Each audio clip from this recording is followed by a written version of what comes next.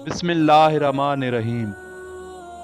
एक सहाबी नबी करीम सल्लल्लाहु अलैहि वसल्लम के पास आए और कहने लगे, मेरे लिए एक औरत का रिश्ता आया है जिसकी 4 खसूसियात हैं।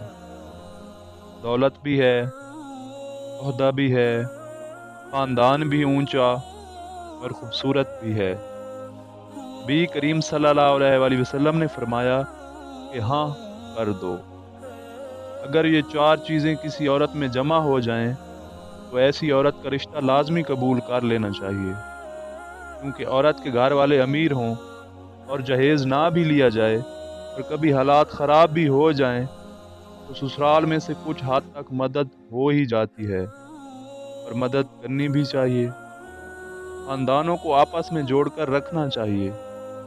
दूसरी बात, अगर वो लड़की ख़ानदानी है वो भी बहुत अच्छा है, क्योंकि ख़ानदानी लड़कियां पहले ही दिन से शौहर की इज़्ज़त करती हैं और उसको उठने बैठने की भी तमीज़ होती है, और ऐसी लड़की ख़ानदान और घर वालों से भी तहज़ीब और सलीके से मिलती है।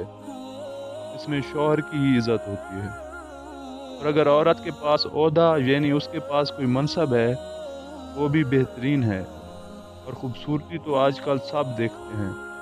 अगर कोई ऐसी लड़की मिल जाए तो फ़ौरन निकाह कर लो।